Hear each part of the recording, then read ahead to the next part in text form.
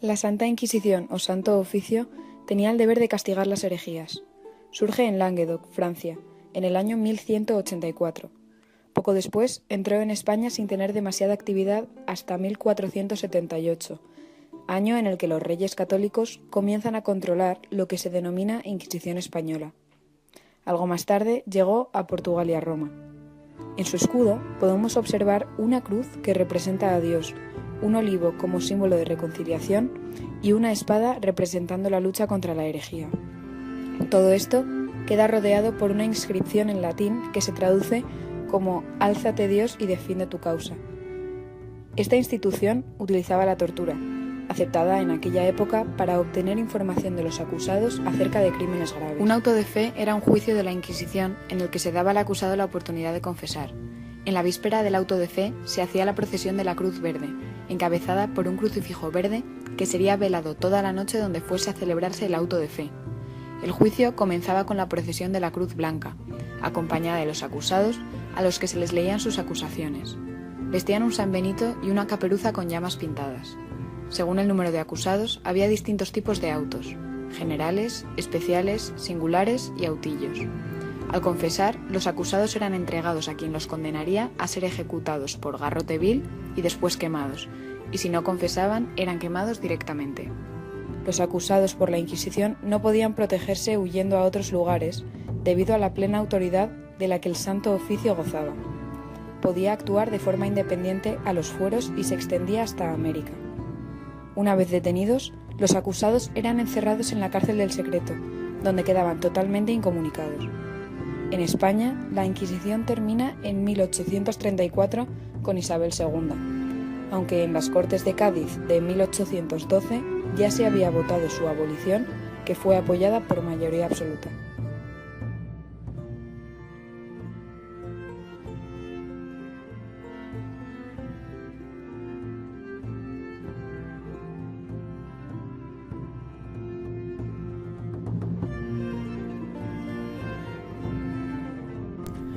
Normalmente, la Inquisición intervenía en casos contra judíos, conversos, moriscos, superstición, brujería, relaciones fuera del matrimonio y muchos otros, todos considerados herejía.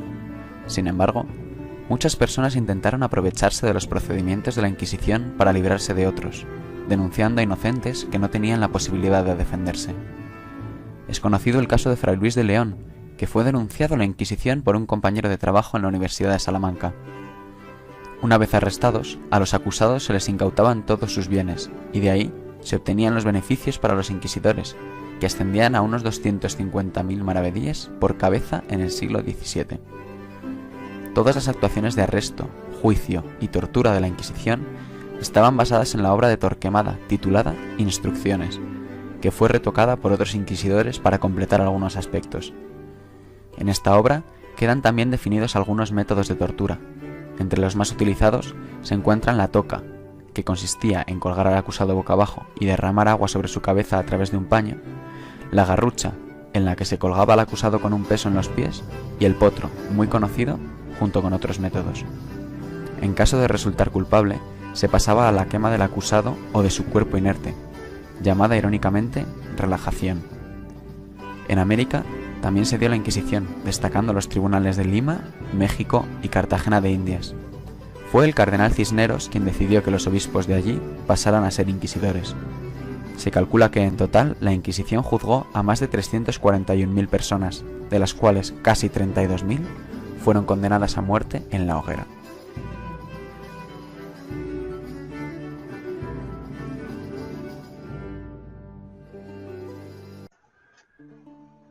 El auto de fe de Barcelona tuvo lugar el 9 de octubre de 1861. Eran las 10:30 de la mañana. El sol iluminaba el verde del follaje, descubriendo los primeros tonos amarillos del otoño. Un sordo silbido, producido por el viento en las ramas de los árboles, venía a confundirse con el murmullo de las voces atónitas que presenciaban el inusitado espectáculo. «¡Abajo la Inquisición!», gritaba la turba. Un niño, que su padre llevaba de la mano, le preguntó: «Papá, ¿qué está ocurriendo?». Una contundente réplica fue la respuesta: un rayo los parta, aves de rapiña. Otros dos comentan: parece mentira, esta gente nos quiere hacer retroceder a otra época. Suenan campanas a lo lejos y sus ecos llegan a la plaza estrepitosos como cristales que se parten. En ese momento entra en escena un sacerdote encapuchado, llevando en una de las manos una cruz y en la otra una antorcha encendida. Le acompaña una comitiva de ayudantes. Finalmente, depositan los libros en el lugar, preparando la hoguera con estudiada solemnidad. El sacerdote realiza todo el aparato del ritual, lee el auto, desciende la antorcha e inicia la quema de las obras literarias. Una inmensa multitud que obstruía los paseos y llenaba la inmensa explanada donde se erguía el siniestro acto se aproxima al lugar, ya que corrió la noticia de que se iba a revivir un anacrónico proceso. Expresiones de desagrado se erguían de la masa allí reunida. Poco a poco se oían voces más exaltadas, gestos y gritos. Rotundas referencias a la Inquisición se escuchaban entre las personas allí presentes. Traeré todos los libros que deseéis en mi próximo viaje a Marsella, desahogó en voz alta el capitán de la Marina Mercante, Ramón Lagier y Pomares. Aquella acción provenida del Santo Oficio creó en la multitud exactamente la inquietud que deseaba evitar.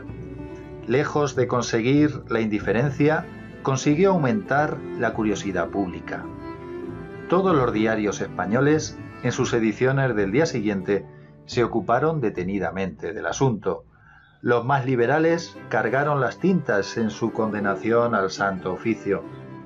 Muchos fueron los curiosos, corrieron hasta las cenizas y recogieron puñados de papeles para guardar algo que se pudiese leer, a salvo de las llamas. Y algo de lo que se tenía apenas informaciones imprecisas, conversaciones en cafeterías, tertulias familiares o por oídas de segunda o tercera mano, ganaba ahora un interés directo.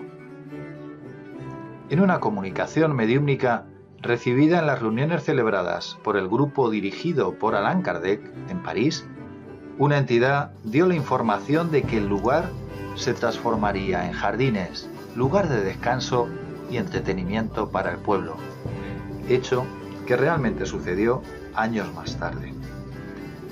8 años después, en 1869, atendiendo a repetidas instancias del pueblo de Barcelona, se derrumbó la ciudadela, sobre cuyos pilares, más tarde, se pueden admirar los jardines del parque municipal. En varios lugares de España, hombres cultos, librepensadores y estudiosos de todas las disciplinas se reunían para examinar el fenómeno que llegara de Francia bajo el nombre de espiritismo. Se habían constituido núcleos deseosos de penetrar los misterios del más allá, aplicando los consejos contenidos en las obras de Allan Kardec. Aunque el auto de fe no haya marcado precisamente la penetración del espiritismo en España, se puede decir que fue la acción propagandística más eficaz que el espiritismo pudiera tener, y justamente efectuada por el poder católico, que pretendía detener su difusión. El obispo Palau y Termes moría poco después, y cuando su espíritu pudo comunicarse en una sesión, conforme nos da cuenta el propio Allan Kardec en la Revue Spirit de agosto de 1862, él pedía: «Rogad por mí, pues la oración agrada a Dios, sobre todo cuando el perseguido la dirige al favor del perseguidor». Y firmaba humildemente y de manera tan diferente de sus manifestaciones en la tierra: «El que fue obispo y ahora no es más que un penitente».